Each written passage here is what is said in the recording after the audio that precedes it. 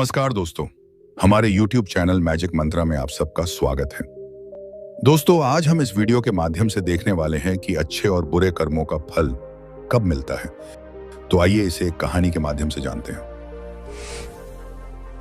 कर्म का फल कब मिलता है कोई नहीं जानता। एक बार की बात है, एक गांव में एक बालक रहता था। उस बालक का नाम उत्तम था। उत्तम के पिता अपाहिज थे। उसकी माता गांव के बच्चों की प्राथमिक शिक्षिका थीं। वे अपना घर भी संभालती एवं गांव के बच्चों को भी पढ़ाती। उत्तम अब बड़ा हो रहा था। वह इतना समझने लगा था कि घर का सारा बोझ उसकी माता पर ही है। वह अपनी माता के बोझ को बांटना चाहता था। वह अपनी माता के गृह कार्य में उनकी मदद करता था। अब वह बड़ा हो चुका था, इसलिए पास के गुरुकुल में पढ़ने जाया करता था। एक दिन उसकी कक्षा में उसके गुरुजी ने बच्चों को बताया कि अच्छे कर्मों का अच्छा फल मिलता है और बुरे कर्मों का बुरा फल मिलता है। उत्तम के दिमाग में यह बात बैठ गई। उसने अपनी माता से पूछा, माँ, क्या सच में अच्छे कर्मों का अच्छा फल और बुरे कर्मों का बुरा फल मिलता है?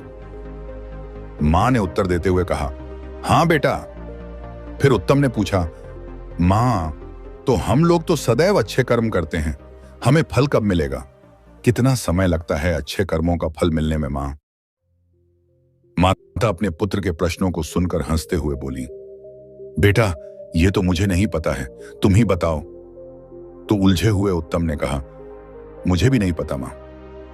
अपने बेटे के उलझन को देखते हुए माता बोली, यह सब छोड़, देखा आज खेत से मक्कई लाई हूं, चल तुझे पकाकर खिलाती हूं। माता उत्तम का हाथ पकड़कर उसे रसोई में ले गई। वहां मक्कई पकाने लगी।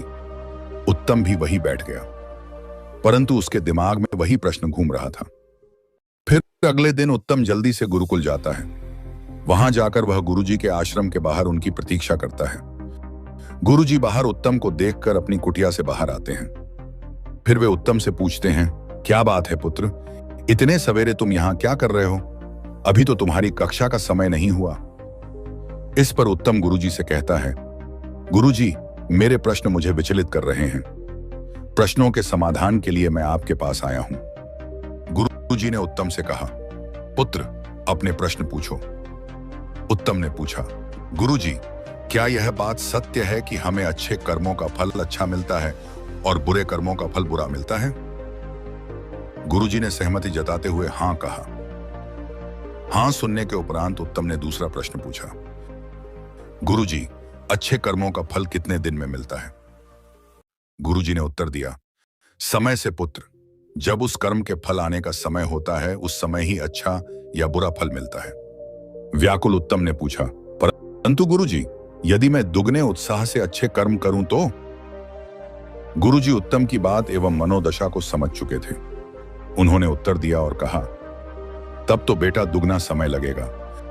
व्याकुल उत्तम ने फिर पूछा, गुरुजी, यदि मैं और अधिक मेहनत से और ध्यानपूर्वक अच्छे कर्म करूं तो? तब गुरुजी ने मुस्कुराते हुए कहा, तब तिगुना समय लगेगा पुत्र।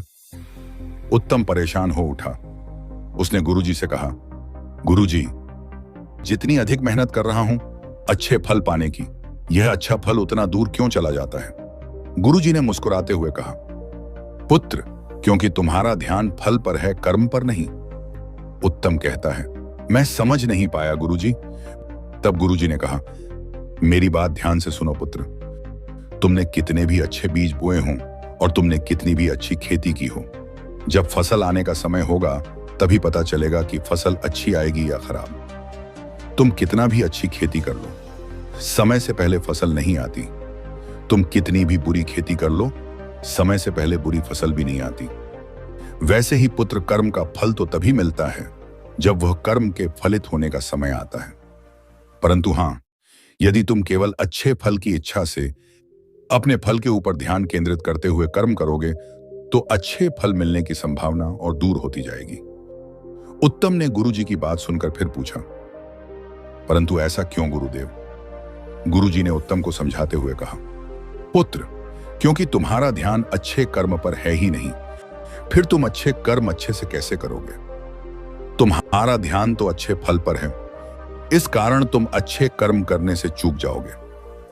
उदाहरण के लिए मैं तुम्हें बताता हूं, यदि तुम यह सोचकर पढ़ाई करने बैठोगे कि मैं अपनी कक्षा में प्रथम स्थान पर आऊंगा और सदैव यही सोचते रहोगे, अपने फल के बारे में चिंतन करते रहोगे, तब कक्षा में प्रथम कैसे आना है, उस मार्ग से तुम्हारा ध्यान भटक जाएगा। तुम स्वप्न बुनने लगोगे और कर्म अधूरे रह जाएंगे। इस प्रकार अच्छा फल तुमसे दूर चला जाएगा।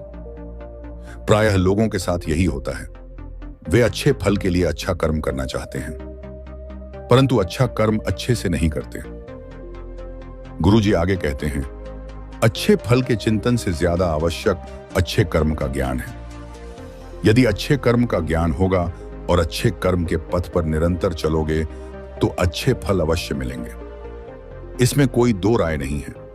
परंतु यदि अच्छे फल के बारे में सोचते रहोगे तो अच्छा कर्म नहीं हो पाएगा। अच्छे फल पर ध्यान रखना भी ध्यान को भटका देता है। तुम्हारे कर्मों में त्रुटि रह जाएगी और अच्छा फल दूर चला जाएगा। पुत्र उत्तम अब समझ चुका था कि अब अपने अच्छे कर्मों के लिए अच्छे पथ का निर्धारण कर उस पर निरंतर चलना है। यही अच्छे फल का रास्ता है। अच्छे फल के बारे में सोचना मूर्खता है। वह हमें हमारे पथ से भटका देती है। फिर वह खुशी खुशी अपने घर की ओर चला गया। निष्कर्ष। दोस्तों, इस कहानी से हमें यही शिक्षा मिलती है कि हमें सदैव अपने अच्छे कर्म पर ध्यान देना चाहिए तथा उसके फल की चिंता नहीं करनी चाहिए। तो दोस्तों, आपको हमारा यह वीडियो कैसा लगा कमेंट करके जरूर बताइएगा। अगर यह वीडियो आपको अच्छी लगी तो अपने दोस्तों के साथ भी शेयर कीजिएगा। धन्यवाद। जय हिंद, जय भारत।